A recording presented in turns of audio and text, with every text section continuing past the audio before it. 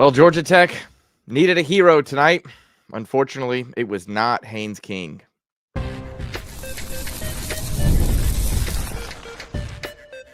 You are Locked On Georgia Tech, your daily podcast on the Georgia Tech Yellow Jackets, part of the Locked On Podcast Network, your team every day.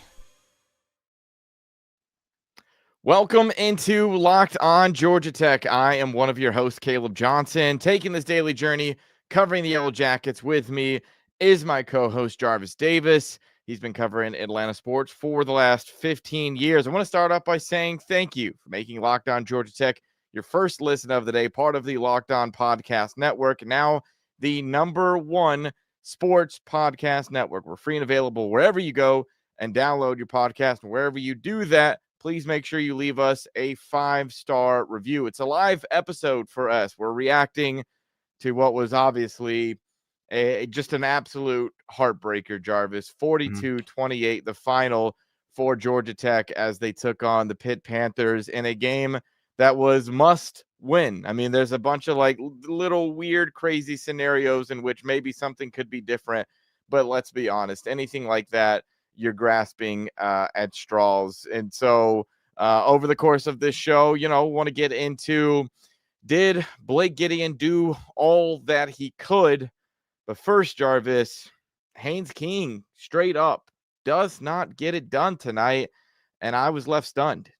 Yeah, man, when you think about talking about the seniors and the guys who had to make the plays, we started with Haynes King, and they're pretty much that. When you talk about that percentage of against FBS opponents, you talk about 46% of this offense. You can't start the game like he did. You can't be off. On that throw to Alexander, a lot of people talking about how Alexander tripped up, but that was a bad throw. That was a bad throw. So for when you think about it from that aspect, it's just, the missed throws, and just looking like you're just not there, like you're not your normal self. Now, eventually we start to see the Haynes King that we used to seeing, but it was too late at that point. And when you talking about what was on the line coming into this game, the ACC Championship bid was right there. It was on your table, and Pat Narduzzi and friends, they came down and snatched that bad boy off the table and ate it in your face. And like you just can't have that. In that particular moment, Haynes King picked the worst moment to have his worst game in 2025, and that was tonight. And when you think about that, it just sucks because this team goes how he goes. So when you play the way he did, you just put your team in a bad situation because you were dependent on this offense to win this football game. I said this coming into this game. If the Yellow Jackets were going to win this game, it was going to be on the back of Haynes King, and he picked the worst time to have the game that he had tonight. Yeah, I think, the thing that caught me off guard was, okay, I know Georgia Tech plays in the flats, but I didn't expect them to come out and play flat. Like that was, right. It was like from the jump, Jarvis. It was the little telltale signs of like seeing Haynes getting sacked on that 3rd and medium, and like, it was like, okay, hang on. This offensive line does not really give up sacks. I think that was only the 8th of the season. They were best in the conference, yeah. And so like there were these little moments, these weird situations where you see the 4th and 3 call and the confusing play call that Buster Faulkner has of like, as much as, and I do think, Jarvis, this game came down to players not making plays, but there was certainly head scratching moments from a guy like Buster Faulkner where you're going, Jarvis, have been the very one to say, keep it simple, stupid. Yes. And I felt like I was watching too many moments of like, why are we getting so cute? Yeah, man. And Buster, he has done that this year, especially like on the second half of coming down the stretch, right? When you think about getting off the slow starts, it's almost as if you don't, how a lot of OCs start with a script, right? Of probably about 10 to 15 plays. Here's what we're going to run. And based off of how they respond to these first 10 to 15 plays, that's how I'm going to call plays accordingly. I'm going to do what works. See, here I'm gonna counter this. If they give me this, they start showing this type of coverage. This is what I'm gonna do. And I just didn't see that. I didn't see that. It was almost kind of like he was trying to kind of feel the offense out. And when you talk about game planning and how you're going to attack this defense, you knew that these guys were going to send pressure. Like on third down, they're going to send pressure. That's what they're going to do. They were stunning those defensive linemen. They was moving guys around, and they did not have an answer for it. And that's on the coach. Yeah, true enough. The guys got to make plays. Haynes King has to make that throw to the running back coming out of the backfield. He has to make that throw, right? And for missing, number 3, Eric, he missing Rivers. him. Yeah, Eric Rivers. Yeah, missing Eric Rivers again. Like it's just it's too many opportunities were missed when your play caller is having issues, or he looks like he's a little out of sync, or he's trying to get too cute in the wrong moment. When he does dial it up, you're not executing. So it was just so many things with this offense that was just off to start this game, and this is not the game to do that, right? You can get away with that against Boston College, right? You can kind of get away with it, even though you lost a game against NC State. You still at some point you had some opportunity to win that game. Even tonight, you did. You had some opportunity to win it, but like that deer in headlight feel vibe that the quarterback was giving off to start the game, it popped right back up at the wrong time again, and you ended up having the same result that you started with, right? Like you were supposed to lose this game, and you weren't supposed to have a opportunity to win this game in the second half. Yeah, I think it was disappointing because at one point the broadcast cuts to Haynes sitting on the sidelines, and I guess not that I expected him to be a completely different person than he's been since he's been at Georgia Tech and like be a rah guy, firing everybody up. But there was just something about them cutting to him on the sidelines and him just like dejectedly staring off into the abyss of like, oh man, like he sees it's over. And I think that specific time they cut to him was after what was clearly the absolute killer in this one, the 100-yard pick six. That was a 14-point swing, Jarvis. Like you can say, hey, you can't blame this game on Haynes King, and you certainly can't. Like no game lost is ever on one particular player. It was just a matter of, how good this offense is, and how rough the defense has been all season, but especially particularly late. And so to have this moment of, man, we can get this thing within a possession to bam, just in a moment's notice, you're looking at back down 21 and just knowing, essentially it's a wrap at that point. And I just, man, what an absolute killer. We're going to have more time, Jarvis, to talk about this offense over the course of the next week. And we'll certainly, have a new episode for people coming up on Monday. But in our next segment, let's get into the defense. Did Blake Gideon do everything that he could?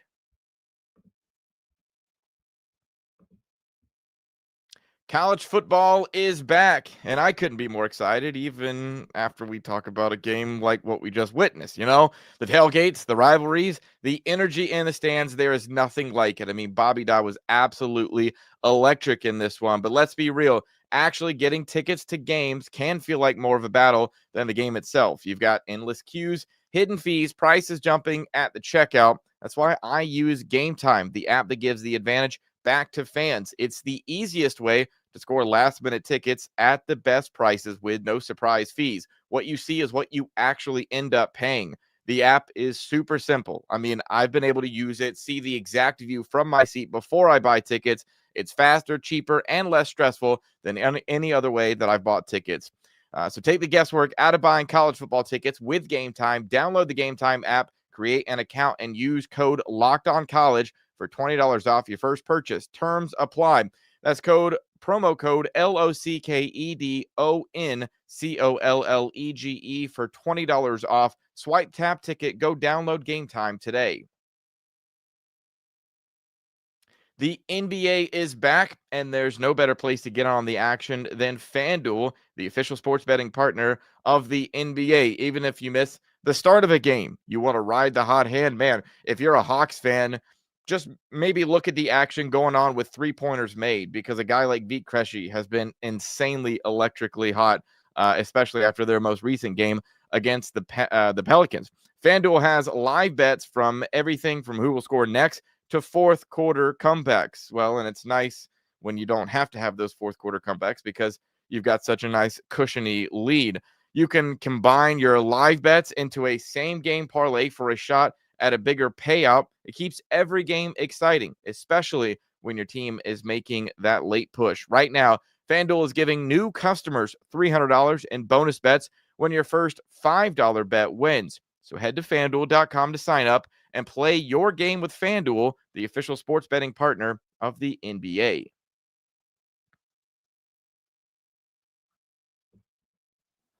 Jarvis, I'll ask it straight up. This Georgia Tech defense gave up 42 points. 28 of those came in the first half. Did Blake Gideon do all that he could? Absolutely.